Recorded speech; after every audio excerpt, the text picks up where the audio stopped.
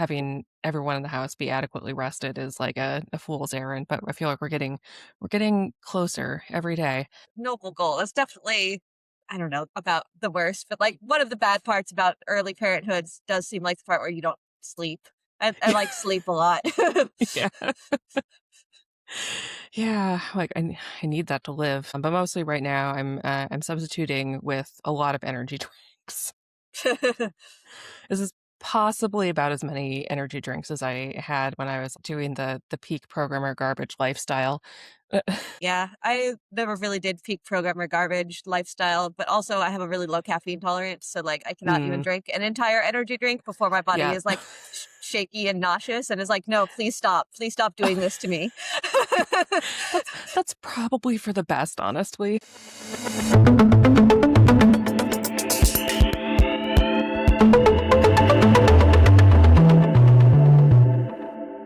Hello and welcome to the Fast and Broken podcast, where we take a critical look at the fast moving world of tech and online culture. I'm Carly Rector, a software engineer and startup founder who's doing like 4 AI related jobs right now for my consulting business and therefore has a pretty wide view on it. It's and a lot of opinions at the moment. So, Yep. I'm the other Carly, Carly Ho. I'm also a software engineer and also a newly minted paralegal, which is a little bit of a career change, but I'm giving something else a try for a bit. and today we'll be talking about a bunch of AI stuff. The topics on our agenda are just generally the economics of AI and this Is AI Profitable website that has been going around lately. We're going to talk about a couple of executive orders relating to AI, both the Trump one that was supposedly pending for this past week, and then he postponed it apparently. And also, Gavin Newsom did a California executive order about some like preparing for the economic impacts of AI, which I thought was Mhm. interesting. And then I shifted to our section because that's the section I usually reserve for the more philosophical ones, which is talking about the Pope's encyclical talking about AI and sort of broadly Anthropic's push to have more people talk about AI than just the people who are in AI, which would be ideal, I think. So Mhm. so those are our topics. All AI day. Most days are all AI days these days.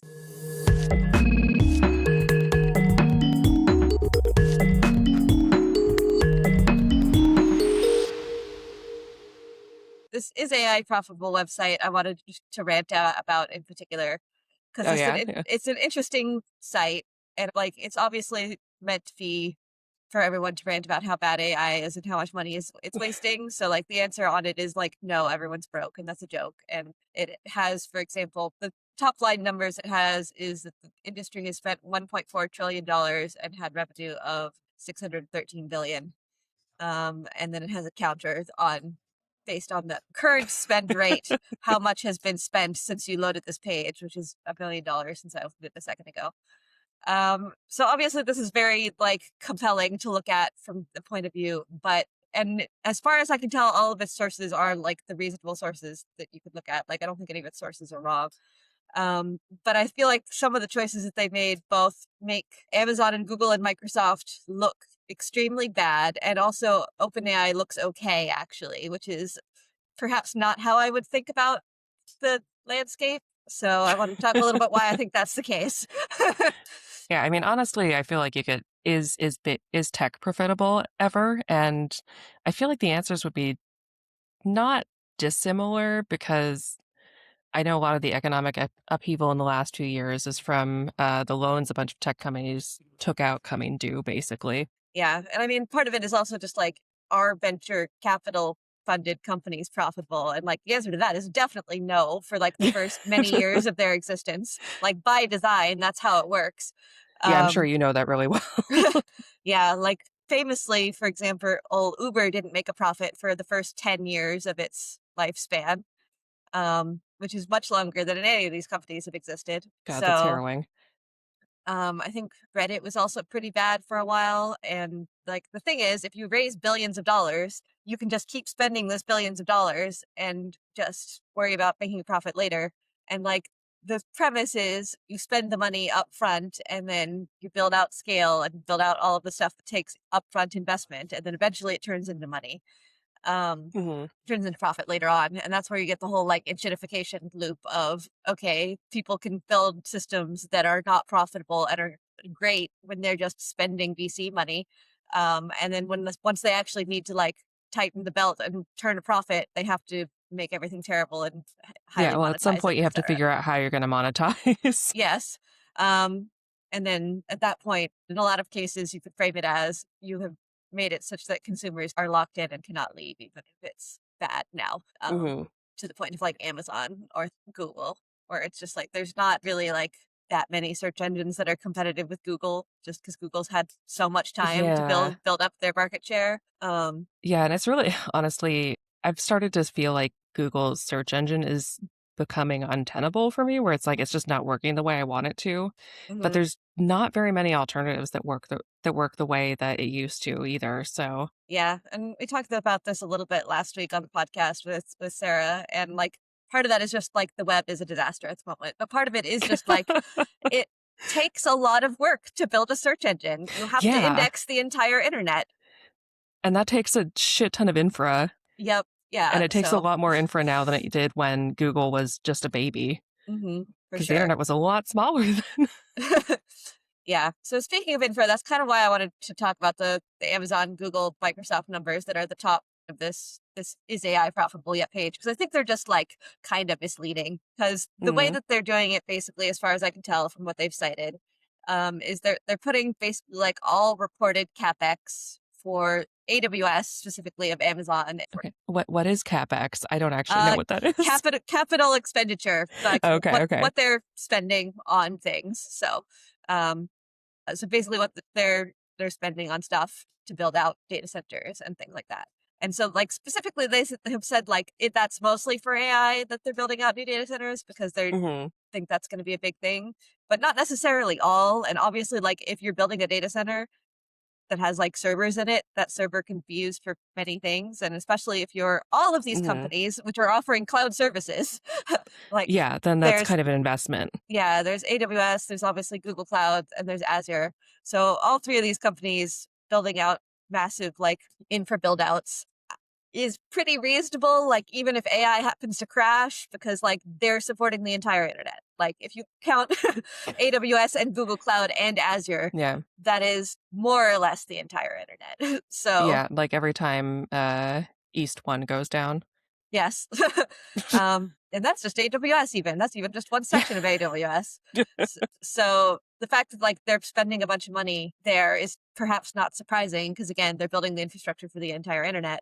And like some of that's going to go to AI now, because they're building up like specifically GPU chips and like that. And that is a lot more specific to just AI and not just the internet generally. But again, Mhm. they're lumping it all together in these spend numbers for those three companies.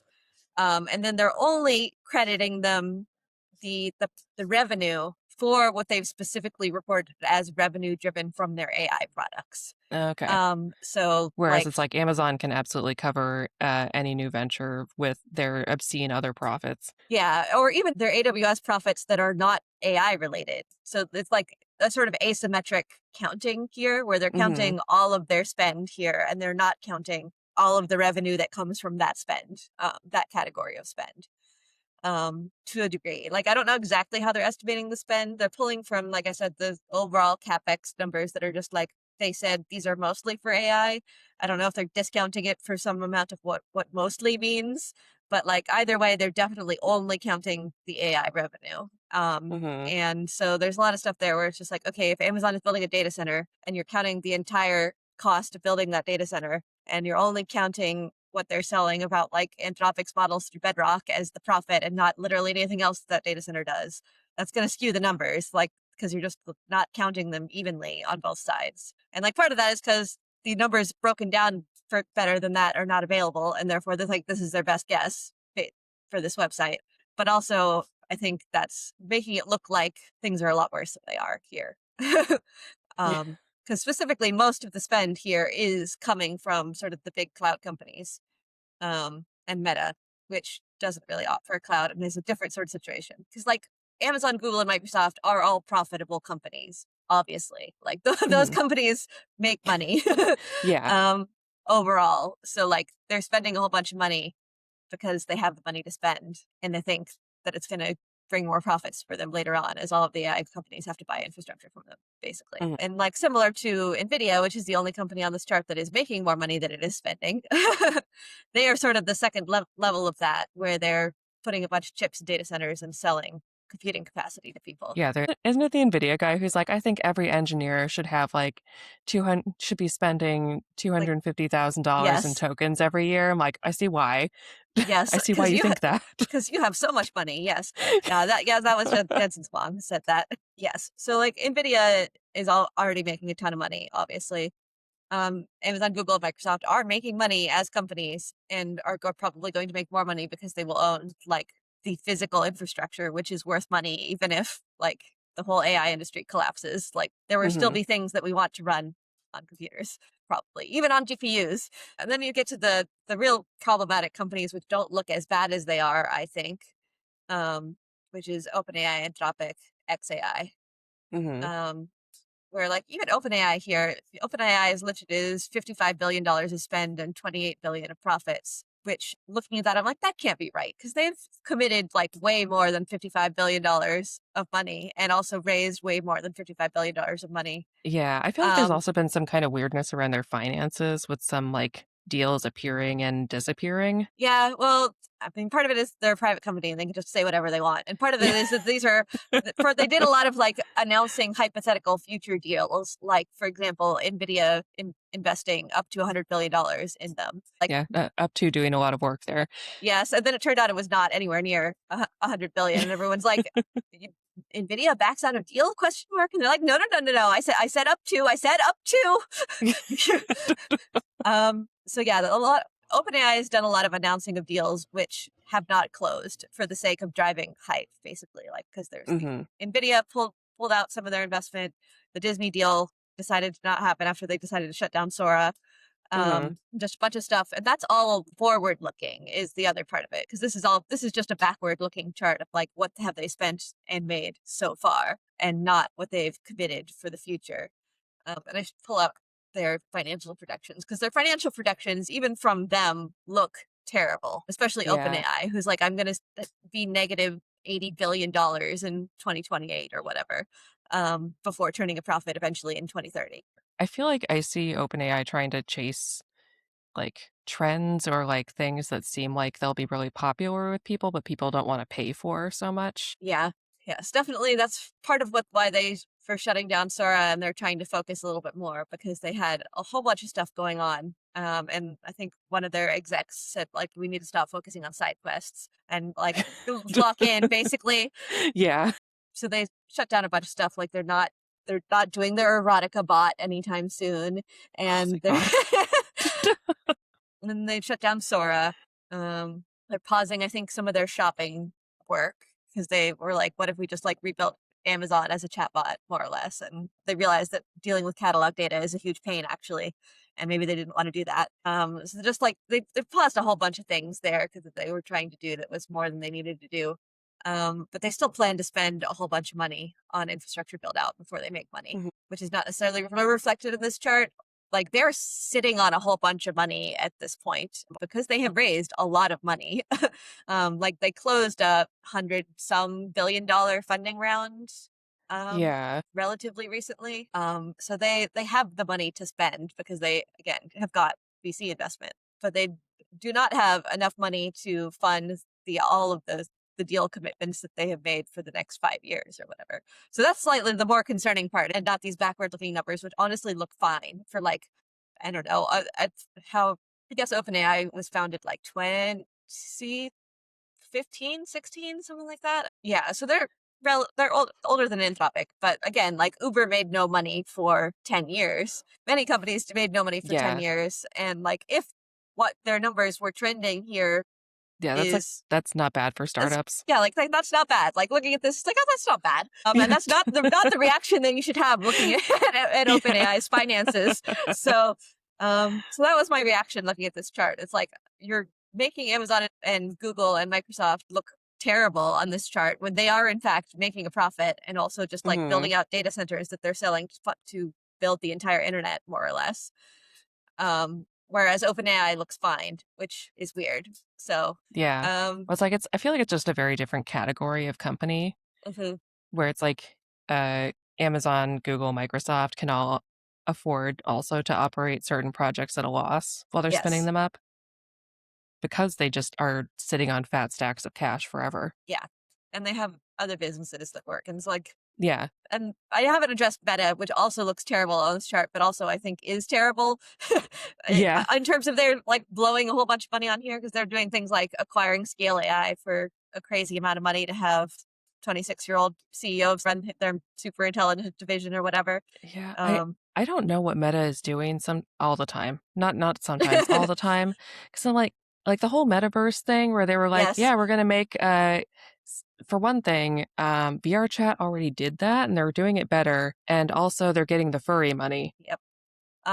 Yeah, and that was going to be the next thing I said, which is that they spent, I think, like $100 billion on the metaverse and then just killed it without Yeah. succeeding because it's all about AI now, and now they're spending a whole bunch of money Mhm. on AI and not Yeah, they succeeding just there don't either. seem to So know what they're doing with any of it. yeah, I mean, what they're doing is whatever Mark Zuckerberg thinks is cool, which, Ugh, um, I wouldn't trust that man to know what's cool. no. But yeah, they can also blow a whole bunch of money because they make a ton of money on Mhm. ads, Yeah. which is not counted in their revenue here, despite the fact that like some of the AI stuff is supporting their ad, like Facebook ads and the Mhm. whole ad network and things like ad targeting, more or less, is one of the places that putting AI learning tools in and like allowing people to AI generate creative for ads and things like that is actually probably making Meta a bunch of money. From reporting, it sounds like that is the case, but that's not glamorous. They want to build super intelligence, not like automatic ad optimization. And that is not counted in this chart either. Mhm. So yeah, that's my thought on is AI profitable yet. This one particular website is people are doing the upfront investment in AI now, and the money is supposed to come later. And the question is, does the money come later? But the particular Yeah. numbers that are put here, I think, are not like a great representation of how it's happening. And then the other thing that I want to talk about, well, there's a couple other things I want to talk about on this topic, but one of them is that Anthropic actually does think they're going to make a profit for Q2, Huh. just for Q2, just like not overall time up to that point, but like based on revenue versus spend in Q2, because their revenue has Yeah. like 5x'd in the past 5 months. um, Fascinating. They are I do feel like they feel like they're the most focused of all the yes, companies out there trying to make stuff. and that's also why OpenAI decided to kill off a lot of their side quests, is that Anthropic was beating them. And it does, Yeah. based on reporting from the information, that is, Anthropic is likely generating at least 35% more revenue than OpenAI. They're probably generating more money than OpenAI at this point. And they have a chart, Mhm. which maybe I'll put on screen share for video viewers and also for you in particular, real quick, because it's an interesting chart. But basically, Anthropic obviously was founded significantly after OpenAI because it was 9 people who defected from OpenAI because they thought Yeah. OpenAI was not focused enough on safety. And then they built Claude and they launched Claude after ChatGPT, but they were much more focused specifically on enterprise use cases and especially on coding. So most of their money comes from people paying for Claude Code or enterprise companies paying for AI services from them, whereas most of OpenAI's comes from consumers. Um, Yeah. As far as I can tell, enterprise is where the money is for anything, so yes. And so OpenAI is trying to push more into enterprise. So is XAI, which we'll touch on next a little bit, because that's funny.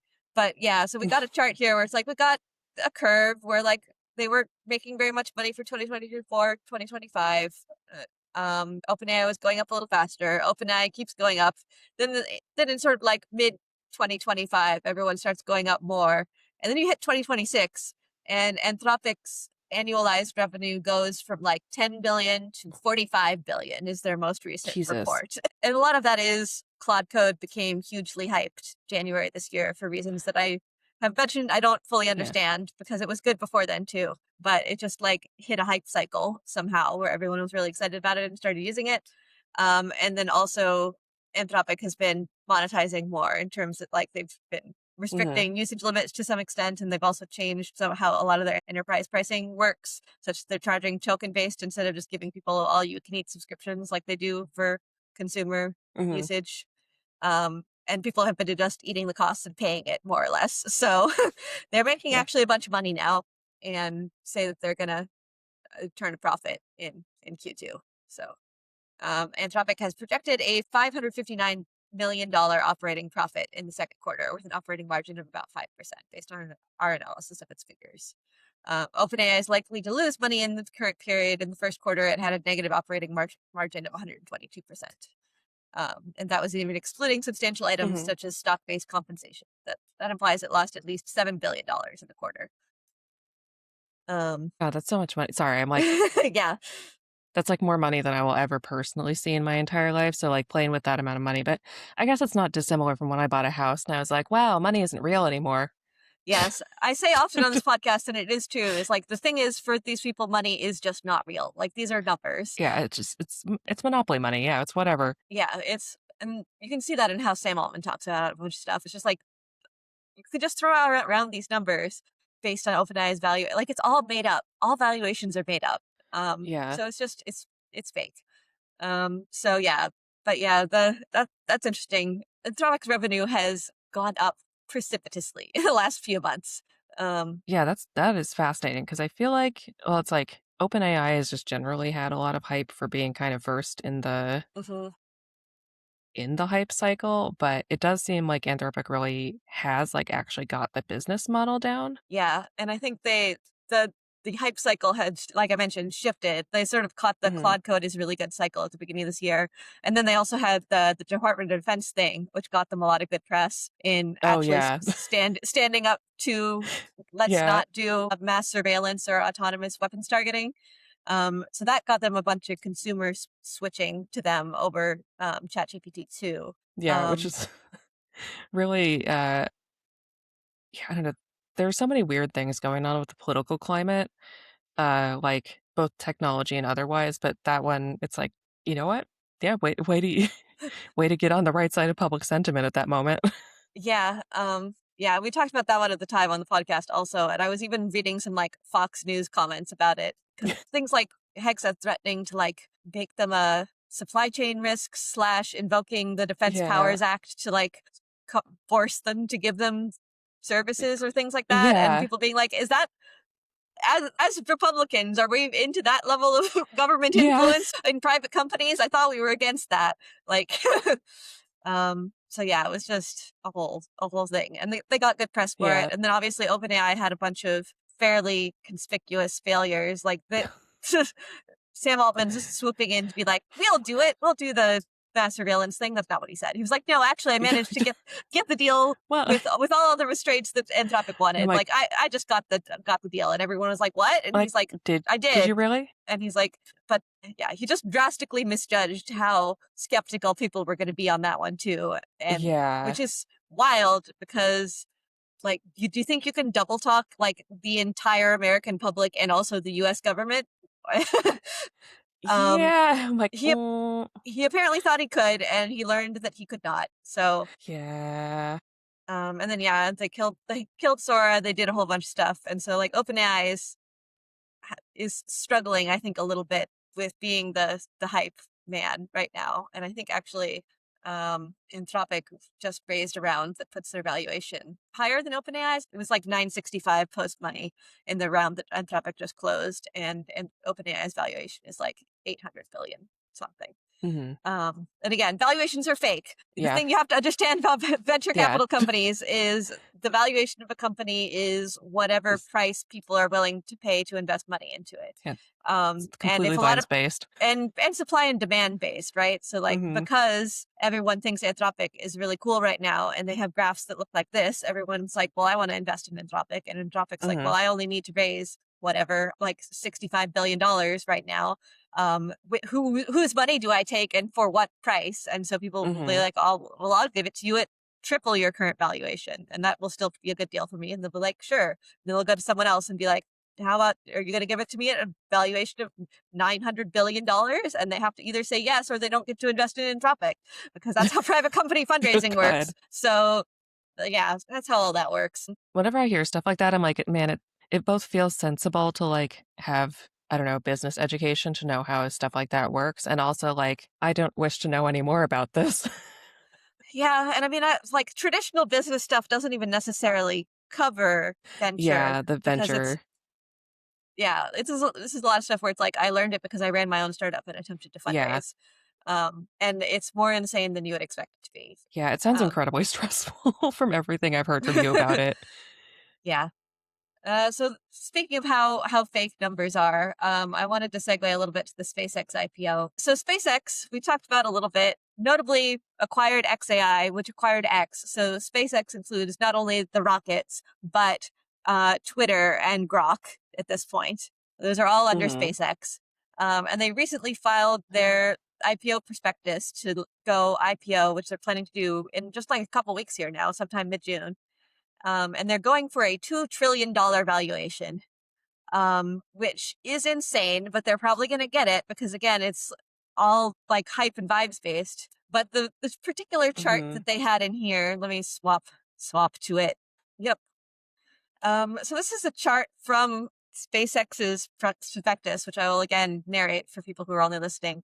But basically, it's showing SpaceX's TAM, which is total addressable market, which is a term that is used again in venture that means nothing, and people joke about how ridiculous TAMs are because basically it's just the number that is every single person in the world who could potentially be a market for your product. And the idea is to get an idea of how big your company could get in like the hypothetical world where it got every single possible customer. Because like if your TAM is only like $10 million to start with, like because you're selling to a pretty niche group of people, that's not a venture Mhm. company. So when you're pitching your company, you Mhm. have to be like the opportunity here is huge, and so you say your TAM, and you can stretch the definition of like what your customer is and what your addressable market it is pretty far, and you try and do that to make your numbers bigger. But SpaceX is doing this in a fairly dramatic fashion, in that they have broken out their TAM here into various segments. Broadly, they have three sections: space, connectivity, and AI. Space is like actually just like launching the rockets. Connectivity is Starlink, so providing broadband services to people. So those are things that are actually like making most of the money currently for SpaceX, as you would imagine. Mhm. And those are cumulatively like just under $2 trillion here between space and connectivity. Their total TAM that they have here is 28.5 trillion. Most of that is coming from the AI section, of which most of it is coming from enterprise applications. So to your point earlier about enterprise where is where all the money is, SpaceX is saying that they will make vastly more. They will make like 10 times as much money selling Grok to enterprise than they will from all of their space program. Yeah, because there's so much demand for, racist quips and AI girlfriends in Yeah, enterprise. in enterprise. Yeah. So everyone's just like, huh, interesting. That's an interesting thing to say. But that's how they get to a $2 trillion valuation. As they note here also, on only $18.67 billion in revenue last year with 4.9 billion in losses. So SpaceX is not making a profit either. Just like, Um, who is gonna pay for Grok AI at enterprise scale rather than, like, literally anything else? Good question. No one appears to be I most of the just question, or like the big law firms that are running his IPO because he's forcing them to in order to let them run his IPO. That's a real thing that happened. God, He's like, yeah, if you want to organize SpaceX's IPO and get your whatever like, one your cut of percent it, one then you one have to percent of put it $2 trillion, then you have to use Grok in your firm, basically. Which is one way to do it, I guess. what do you even use it for? Theoretically use it for any of the things that you use any of the other ones for. It has an API. It can I turn guess. things. They Just they I think they are not doing it before this IPO, obviously, but they did say they were going to acquire Cursor XAI. Um, okay.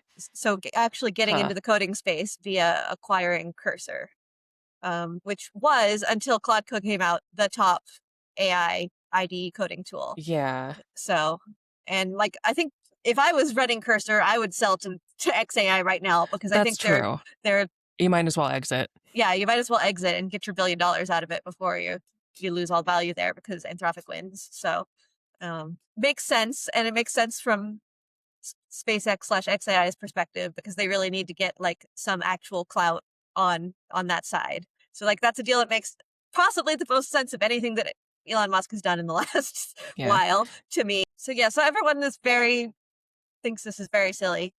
this Mhm. this SpaceX estimated TAM because it's ridiculous. But Yeah, they're still going to get I to am IPO fascinated to even. find out, yeah. I'm fascinated to find out what they get, because 'cause I'm also fascinated that, like, Elon Musk has not run out of, like, personal, social capital Yes.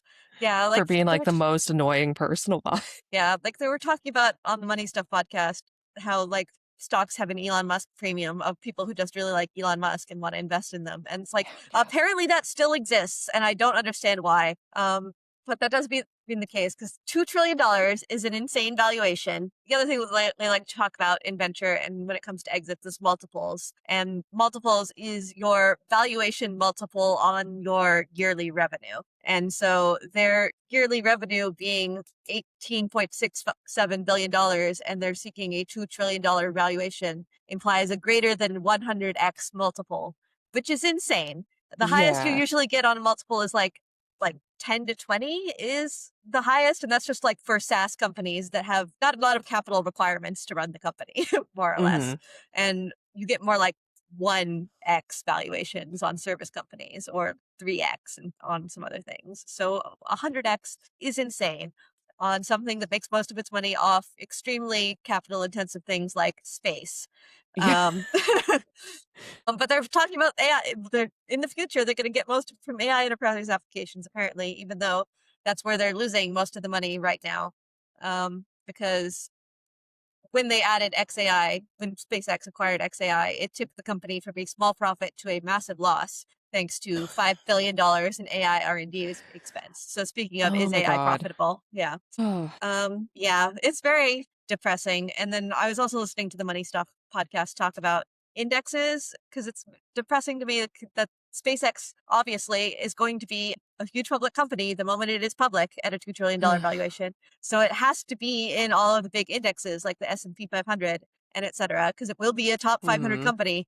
And there a lot of these indexes have rules like you don't get in for the first 6 months or you don't get in for the first year, but to like have the valuations come down to something more sensible after an IPO. But a lot of them are adjusting the rules such that SpaceX gets in there earlier, which people are upset about.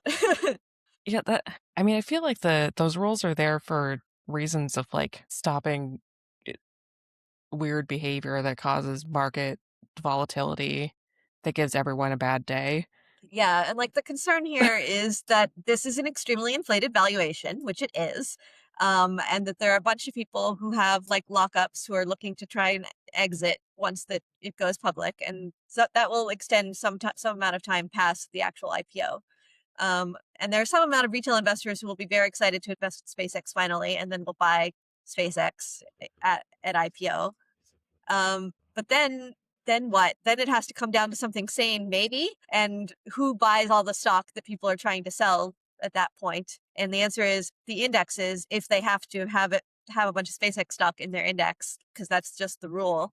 So people talk about it like the buyer of last resort or like who's left holding the bag. And it is in some cases index funds, because they by their own rules just have to buy the stock.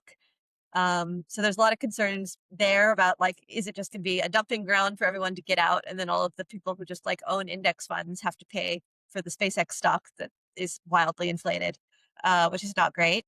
Or there's a separate and related concern, especially if it Ugh. goes in early of SpaceX, I think is only offering like 5% of its stock in the IPO. So there's not actually that much supply of it. So Huh. if So more that's people also gonna make it weird. yeah, so if a bunch of people need to buy SpaceX stock, that's going to drive up the price again, supply and demand. And if Mhm. the index funds, again, by their own rules, have to buy it, they have to buy it at whatever price it is. And even if that's driven up by Ugh. a shortage of supply. So God, that's so I'm annoying. really not not excited about that and its impact on the economy. And that's coming in like 2 weeks now. I think nothing is going to Oh. be, none of the indexes are going to buy it in the first week, I think. But in the next week to 6 months, some of that will come to play. So Ugh. yeah, not excited about that one. And then like similar things when OpenAI and Anthropic IPO, which are both supposedly happening this year, I think. Huh. OpenAI has been trying to rush and get out before Anthropic, I think, because if Anthropic goes first and does really well, and Yeah, they're boned. they're bound, yeah. Even though, and I mean, like maybe it'll be fine. I was like, even though, if I was going to say, even though OpenAI's financials are going to look awful because they're losing huge amounts of money, as we've established, but you can look at these SpaceX ones and maybe they're going to do fine. So maybe they'll do fine. I don't Yeah, know. who knows? Like I mean, the actual OpenAI, numbers. I guess, is like culturally relevant still. Hmm. Um, Yeah, as and far maybe as it not. seems to be the most like accessible. So Yeah, and perhaps not all of the public zeitgeist has caught up to OpenAI is no longer winning the race, yeah, and therefore, if they IPO before everyone realizes that, they can sell to all the investors who are just really excited about owning some OpenAI still. But yeah, many people, not just me, but also me, are very concerned about like what these three companies IPOing this year is going to do to the economy.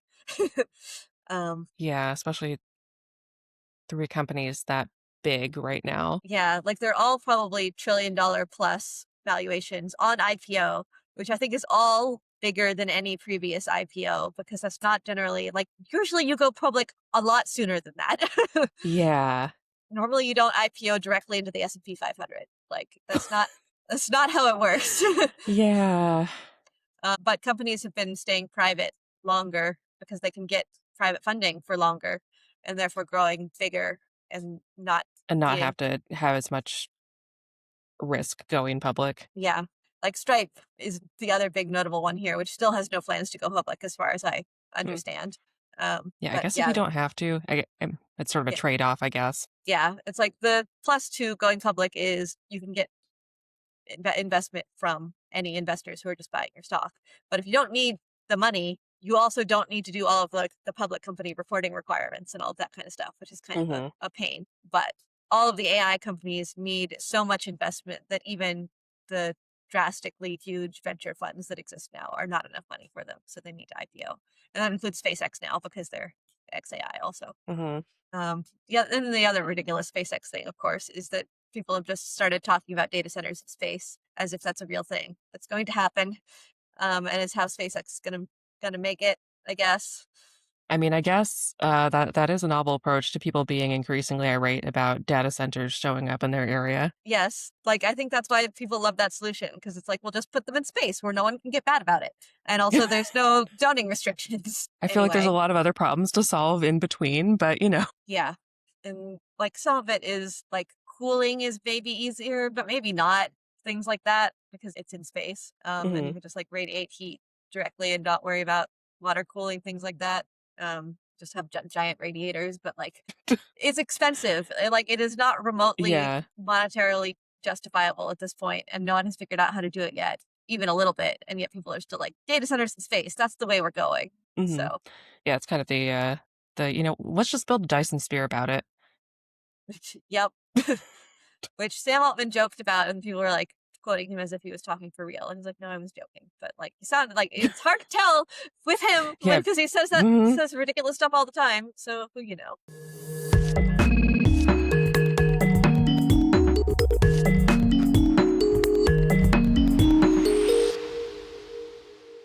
So there's a couple of different things here. They're not really related, but I love them together because they're executive orders.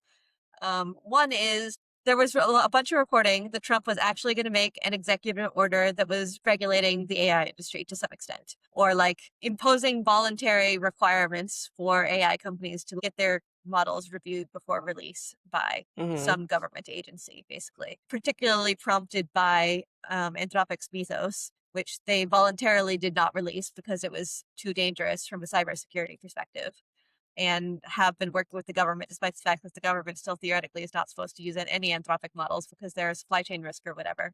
Um, and also, the government has been telling Anthropic to not share it more broadly. I hear, like, not with some international companies and not with like more American companies Huh. either, just because like if there's a danger there, like the more people you share it with, the more likely that it's going to get to bad actors, which is like the fact that Anthropic is agreeing with them to some extent is just like courtesy, more or less, and courtesy that they definitely don't need to have after all of the interactions they've had with the federal government about this stuff.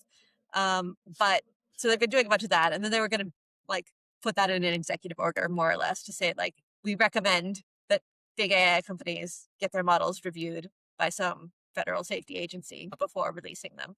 Was more or less what this executive order was going to be, and was going to be released this past week, but they postponed it. And the quote from this Axios article is that someone said it was delayed because Trump, quote, just hates regulation. One source familiar said, adding that David Sachs also, quote, hated it.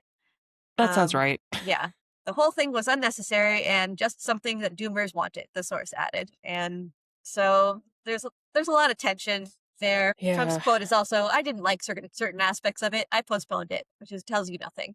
But which I thought was interesting because I was like, oh, is he actually like there was some sentiment that perhaps some things had changed here in how much the federal government cares about AI safety with Mythos, in that they understood how could actually be dangerous in a real way, that Mhm. people were not just like making that up for regulatory capture, which is what David Sachs likes to say about Anthropic, is that they're just making everything sounding really alarming and calling for regulation so that they can be locked in and force out any competition, which I do not think is what Anthropic is doing. E But Also, if you had an interest in security, then you wouldn't be locked out. yeah, God the argument forbid. is it's too expensive is the argument, and so new entrants won't be able to do it. Even though a lot of the regulation that Anthropic has pushed for has been like only if you're an AI company making more than like $100 million or something crazy. That's like you're fine. So startups are fine. Yeah, it's like Um, yeah. but yeah, um, a lot of the Trump admin, and especially David Sachs and JD Vance, have been like AI safety is stupid. They changed the name of the Global AI Safety Summit to the AI Action Summit, and then JD Vance went in the top there about how safety is pointless. This is a couple of years ago now, but um, It's like so there was some reporting that maybe they had been shifting a little bit more to caring about safety again, but apparently not that much. So not enough that they actually got to actually get this executive order out. So we'll see. They didn't say canceled, they said postponed, so maybe something will still happen here. yeah, Could it's like happen. presumably someone in their staff is like aware that a lot of people are more conscious of like the safety risks now and want to see that kind of legislation, Yeah. but also they're probably hearing a lot from companies that do not want regulation. Yes, including OpenAI, hypocritical, etc. But yeah, so that's that. The other one was this Gavin Newsom one, which was interesting. That's not about AI safety, but more about just like the economic impacts of AI. And so it's more or less directing state agencies to start doing some research and evaluating options there. Yeah, which is So interesting framing because that's one of the things that I am most interested to see people address. mhm, You know, as someone who like personally identifies with the Luddite movement as far as like the we're smashing the machinery because this is detrimental to labor conditions rather than yes, like we're afraid of it. yeah, The way that this stuff has affected labor conditions is really like my main concern mhm. as far as how things are going right now. Yeah, that's also my main concern. So yeah, there's a bunch of stuff in terms of just like his quote is ensuring workers share the gains created by AI driven productivity, Hmm. which is the framing that a lot of people are using, including OpenAI and some stuff that they read, which is basically just like AI is great. It's going to make everything way more efficient and productive and produce new things. But the economic benefits of that increased production seem to be going mostly to the AI companies or like the AI adjacent companies in a lot of things and not Yeah, when are we to, getting the 16-hour work week? yeah, not so that's the sort of thing that I think Gavin Newsom's executive order is talking about evaluating. So there's a bunch of stuff in terms of specific things that they're instructed to evaluate, including like supporting small businesses, identify ways that collecting bargaining process works here, add more on-the-job training. I think probably Yeah, shorter I work saw there's weeks some is stuff about increasingly. protecting likenesses of performers and stuff like that, which I imagine is like kind of a big deal in California. Yeah. And then there was one mention in there about potential universal basic capital um, approaches as well, which is I hadn't heard that specific terminology for it before. We've talked about some podcast about UBI type stuff, and the OpenAI terminology there was like a public wealth fund. Basically, people trying to do UBI in a way that sounds more capitalist and not socialist. So the universal basic capital would basically be like give everyone a free 401k or a free just like X shares in an index fund that indexes everything or AI. Like it's really unclear.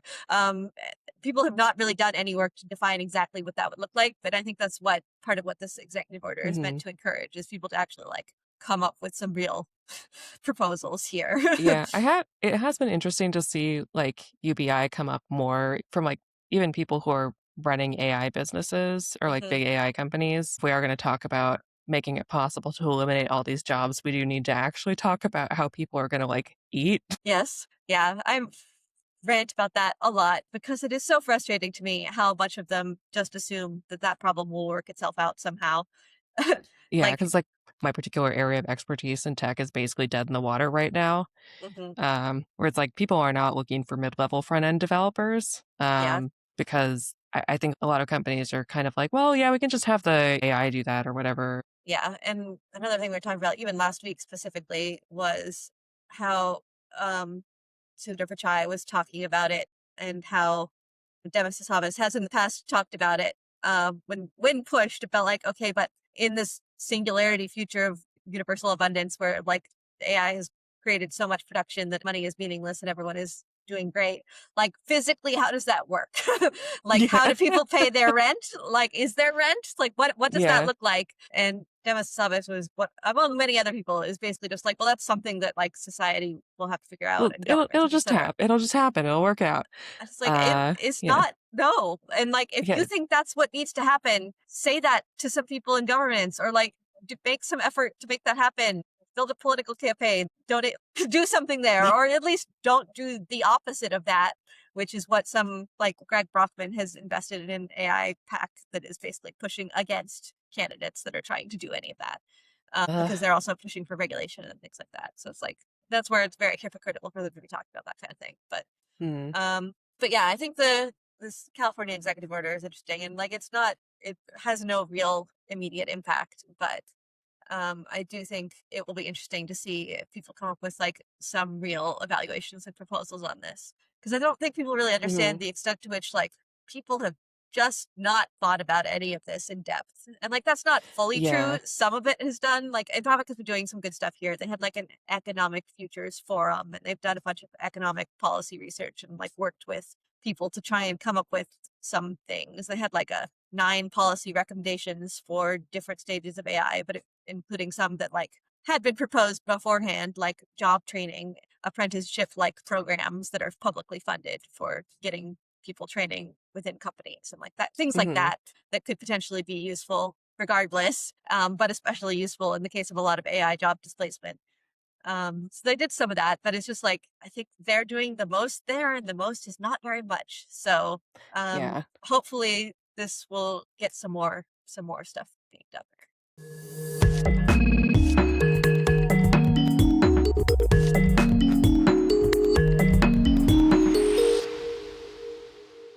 All right, do you want to transition to our last one and Talk about the Pope? Pope. Talk about the Pope. Yet another Chicago guy. I'm not Catholic, but he is from Chicago, so I have to think he's at least a little cool. Yeah. So I thought this was interesting, and I put this Anthropic news post here first because talking more broadly and basically saying that they're trying to engage more people outside of the regular circle of AI and get people with different perspectives. Specifically, they say at Anthropic, we want to build AI systems that advance humanity and act for the global good. To do so, we need to engage with those who see the world from a variety of different perspectives. Over the past several months, we've been organizing dialogues with groups whose work and traditions bear on the questions raised by AI. Our first round of discussions has been with wisdom traditions, including scholars, clergy, philosophers, and ethicists from more than 15 religious and cross-cultural groups. And we look forward to engaging with a broader range of people going forward. So this is an interesting timing because again, on the podcast last week, we were talking a little bit about Claude's constitution and how it is one philosopher that works for Anthropic that is writing the ethical standards for Claude, which is now underlying a whole bunch of stuff already and perhaps more things in the future, which is mildly concerning, and perhaps we should have a more democratic process to decide the Yeah. foundational ethical principles for a Yeah. system God, that is under. that has got to be a fascinating job, though. I want to know Yeah, what that's like. it's super. It sounds super cool, and it's a cool document to read. It's written based on like a lot of ethical research and some amount of experience and how Claude works, but it is still just like a small group of people at Anthropic putting it together, and so they are also apparently aware that that's not ideal and are trying to engage Hmm. more people from a broader span of systems of thought. Yeah, which I Which do think is a really smart move because, well, I feel like there's a lot of people in tech who are do very like tech echo chambered, yeah, where they're not doing a whole lot of thinking and talking to people who aren't programmers. There's a lot of like computer science people and programmers who are like, yeah, programming can basically solve any problem. All I need to do is talk to other programmers and talk yes. about programming and programming forever, I mean, I think which is absolutely not true. that's fundamentally the premise of all of the AI stuff is that like, if you just make Yeah, something that is good enough, it can just solve all of the problems in the world. And yeah, there was a good what was it? It was the Verge Decoder podcast with Nilay Patel, and he called it software brain, that sort of way of thinking, which is yeah. that That's everything a good is word for it. just a system that can be solved with enough thinking or with via code. And that everyone out there thinks that way and is trying to optimize their lives also, which is also an interesting push around AI, where it's just like, oh, okay, everyone wants to make everything in their life much more efficient, right? Like efficiency is what everyone is looking for. They're trying to optimize everything, and it's like, no, most people don't think about things that way, actually. And Yeah. Honestly, even it's the funny because I know a lot of people who've done a lot of like who are like, yeah, you can let the computer do the programming and then all you have to do is review it. And like, do you guys like code review? Do you? I've yeah. never met anyone who likes code review. Yes. Well, so that's a whole other discussion. But my argument there is that code review is one of the worst ways to assure code quality that exists. Yeah. Because there are very few categories of things in which having a human read code is the best way to catch Yeah. issues. Because like you can do style checks and linting and things like that, and you can run Hmm. tests, and you could run static Yeah. code analysis Yeah. And I've tools heard for actually like security Claude is issues. very good at writing tests, as it turns out. It is, yeah. It's also pretty good at doing code review. I have my own code review tool that basically like breaks out to a bunch of sub agents and has them look at it independently and says like, Hmm. this Claude agent, please evaluate this for correctness. This Claude agent, please evaluate it for like integration with the rest of the code base and if it's following Okay. existing Hmm. patterns. And like if you give them all their own context, their own focus, and then they all come back with their own report, and then there's another agent that like synthesizes and double checks and drops anything Huh. that's not true, Interesting. or things, and it seems to work pretty well. So I don't look at code mostly at this point. Is the way that I am coding. I just have a lot of systems in place that make sure that it does what I expect it Hmm. to, including writing specs and things like that. But yeah, coming back to the topic, it is just like there are many things that do not need to be optimized, and which the problem is not. We just need to think a little bit smarter about it, I think. But that is sort of like the Yeah. software brain perspective of it. And Yeah. It's I like sometimes people do things for fun. Yes, for fun, or like the process of doing it is the point, to some Yeah. It's like, extent. And like yeah. Sometimes I hear some of these guys talk and it's like, so like, what do you do? they don't know that they don't know how to have fun. Like, I mean, I've told this story before, but I know a guy who like got really genuinely like upset and frightened thinking too hard about like what was going to happen when AI did all of the jobs and what humans would possibly do. And like whenever someone does that, I'm like, "Yeah, like, do you have hobbies?" Like, and the Yeah. answer is no, they don't. Literally, they have been putting all of their lives into their job, and if their job was Yeah. gone, they would not know what to do with their lives, and that's very sad. Like, man, if we did hit like fully automated luxury space communism or something like that, I have a whole list of things I would be doing. Yes, it's like I would be fine. There's like tons of stuff that would be fun to do if I had a whole bunch more time. Art is important, and human communication, talking to people, organizing social groups, and but like they don't do any of that. Yeah. They just don't, and it's very strange. But yeah, Hmm. one of the things that I have appreciated about Anthropic's stance generally is their acknowledgement that like we have a very particular way of thinking about things, and we need to get more input on Hmm. it. And to that point, Chris Olah, who is one of the co-founders of Anthropic, was at the presentation of this encyclical at the Vatican City and gave some remarks.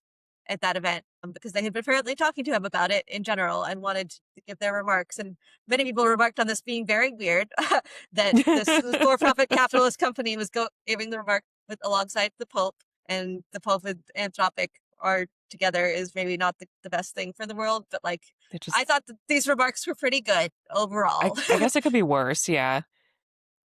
Yeah, and in particular, like he starts out by saying, I'm just gonna read this. I want to begin with Mhm. something that may sound strange coming from the co-founder of an AI company and someone who chose this work out of a desire to help things go well for humankind. Every frontier AI lab, including Anthropic, operates inside a set of incentives and constraints that can sometimes conflict with doing the right thing. The pressure to stay commercially viable and to stay at the research frontier, geopolitical pressure, and the older, plainer pressures of pride and ambition. No matter how sincerely any of us intend to do the right thing, and I believe many of us do, we will always be influenced by those incentives. That is why, if we want this technology to go well, it is enormously important that there be people outside those incentives, people who care about things going well and insist on safety, who are paying close attention, who are willing to say hard things, who are willing to be our earnest, thoughtful critics. It is through dialogue and mutual effort, through the push and pull, that humanity will achieve great things. That is what I see in Magnifica Humanitas, and that is why I am grateful to His Holiness and to the Church for taking up this work of discernment. So yeah, I mean, I think that's a good perspective Yeah, to yeah, have, it's and like I don't a yeah, it's healthy good perspective words. of like, Mhm. I would like we are subject to profit motives, and that's never not going to be true, even if we're trying to do our best, which we are, Yeah, and therefore and we that need. and yeah, and that can compromise our ability to actually work for the good of people. Mhm.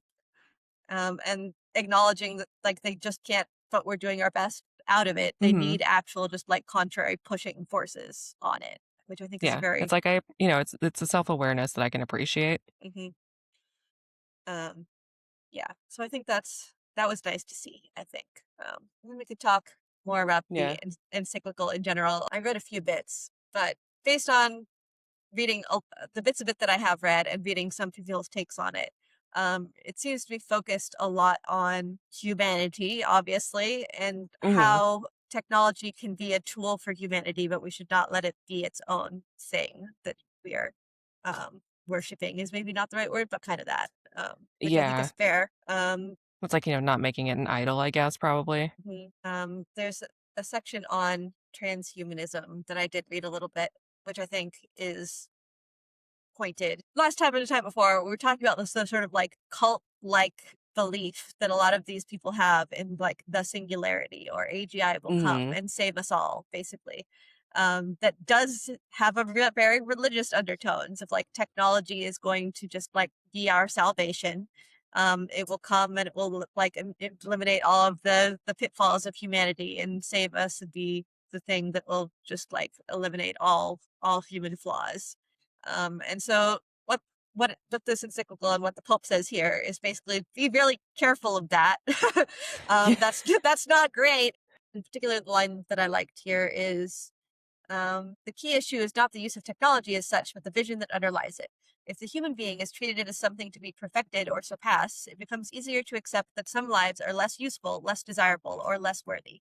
In the name of progress, necessary sacrifices may begin to be justified, placing the burden on the most vulnerable in pursuit of a supposed optimization of the species. And I think that's really true, and that's a real perspective that a lot of Yeah. these guys have, and that we were talking about, which is like, yeah, like some people Mhm. are going to suffer, but then we'll get to the grand future of AGI. It'll be fine. And too bad for those people, I guess. Like that is literally a perspective that many of the leaders in this industry have on that, and I think that is Yeah, bad. which is not that different from, like, rapture Christianity, Hmm. honestly, which is Yes, unsettling. yes, it's very unsettling. And I think calling that out is good. I'm also not Catholic, obviously, but Yeah. um, I think there's some good points in here on the dangers of that kind of thinking. So. Yeah, it's like the whole thing, I follow this, Anglican priest on, Blue Sky who pulled out a bunch of really good quotes, jholmpoet.bluesky.social. It's a great follow, honestly, who read the whole thing. Like, yeah. In the era of artificial intelligence, when human dignity is threatened by new forms of dehumanization, ours is the pressing duty to remain profoundly human. We must lovingly safeguard the grandeur of humanity bestowed upon us, which I think is really beautiful. Mhm. Yeah, and I think here's another good point. Because it's not anti-technology, which is the other point that I Yeah. think is really interesting about it. And it says here particularly, technology should not be considered in itself as a force antagonistic to humanity. On the contrary, it has formed part of our history since the beginning as a, quote, a profoundly human reality linked to the autonomy and freedom of man. Over the years, technological development has significantly improved the living conditions of humanity. At the same time, each phase of progress has also revealed the ambiguity of tools that can cause harm when not oriented toward the good. Um, and then goes into more detail there, which is like, yes, like there's dangers of technology that are fundamental to it, but that doesn't mean that technology is fundamentally bad. Hmm. Technology is also what makes us human to some extent, is like our ability to like be tool using animals at the most basic Yeah. level, but being able to like leverage that to advance our goals. We just have to be really Hmm. careful what those goals are and how we're treating it, I think. Yeah, and I think that's a I don't know, I think it does kind of really show that this is a valuable perspective to have from people who are outside of the technology field. Saw someone also note that the Pope was apparently a math major. Is that true? Oh, uh, I it wouldn't surprise me, honestly. yeah, Like, I grew up Episcopalian, which is not super dissimilar from Catholicism, except for it's, more relaxed in a lot of ways, and there are a surprising number of Episcopal priests who, uh, were in some kind of scientific discipline before they went to seminary. yep. Yes, he had a Bachelor of Science in Mathematics from Villanova University. So yeah, I saw some people remark that it's a very math-minded approach in addition to a religious one, which I think is interesting Mhm. too. So Yeah. yeah, it is, like I said, I thought it was interesting timing because we were just talking about the religiosity of a lot of the AI stuff and the lack of Yeah. input from other ethical areas than just the AI companies, which was really concerning. So I Mhm. appreciate that there's some things starting to happen there.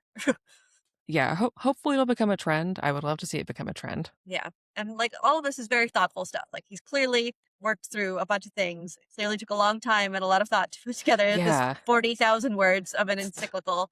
Yep. Um, Whole ass and novel. just again, to the point of it's surprising how few people are doing this kind of thing. There are so few people who both know deeply what's going on in AI and are thinking deeply about it and writing these kinds of perspectives. And most of them are AI CEOs, like Dario Amodei. He's written a whole lot of words about it because he likes to write very long essays on his blog, which are also interesting reads. But like we need more to the point, different perspectives on it of people who are actually like thinking critically about it and being like, okay, this is useful, but these are some concerning aspects of it, and here's how we Mhm. should be thinking about it broadly.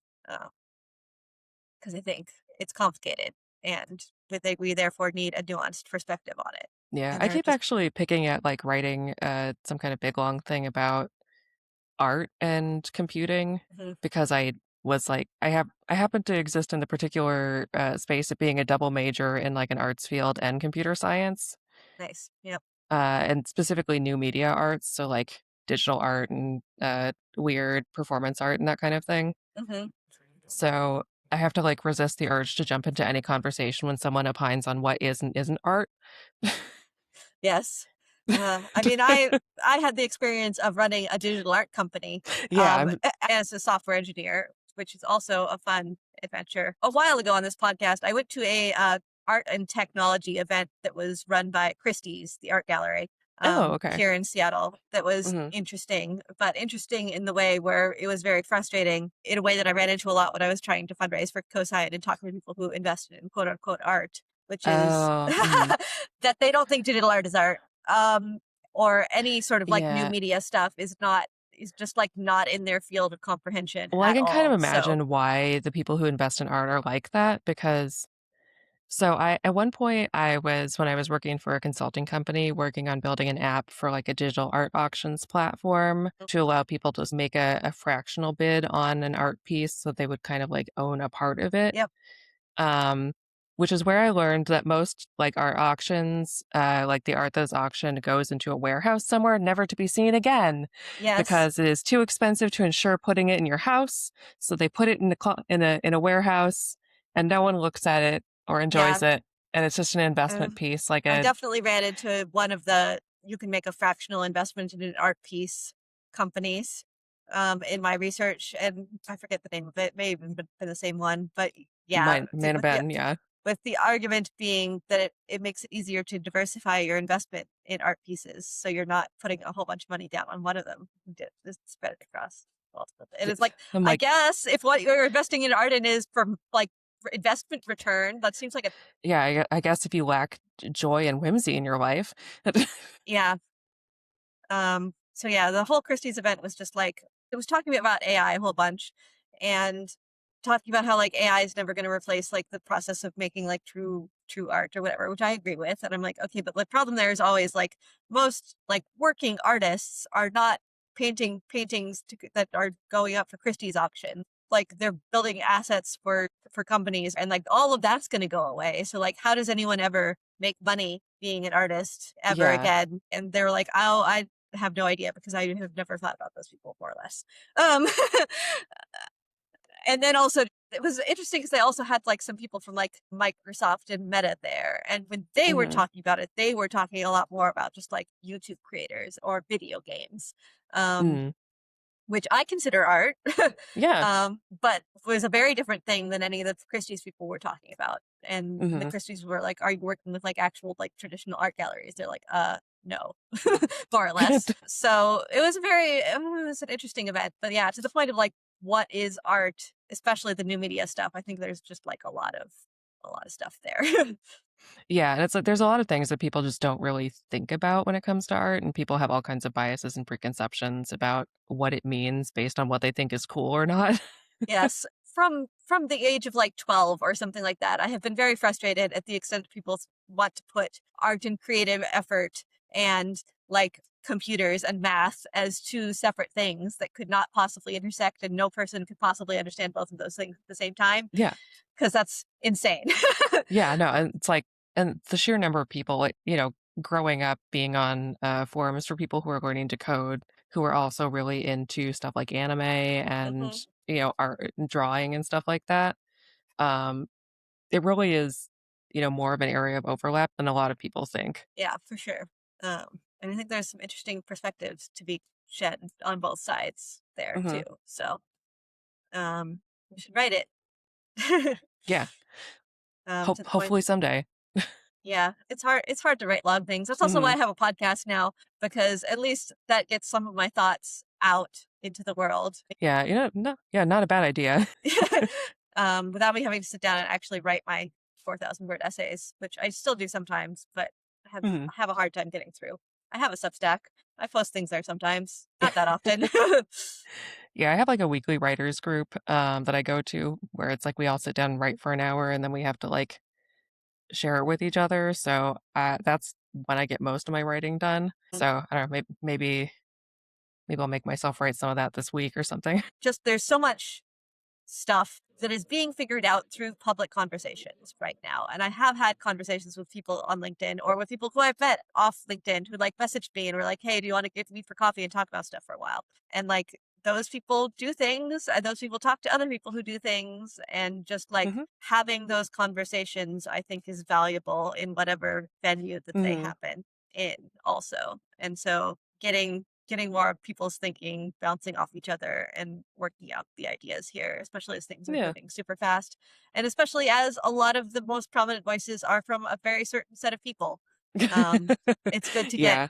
good to Mhm. get more of them out there, I think.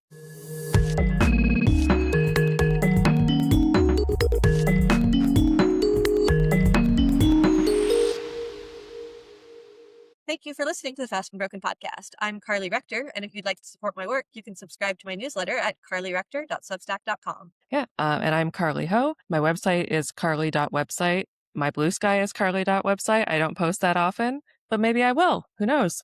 Maybe I'll post that thing about art. Yep.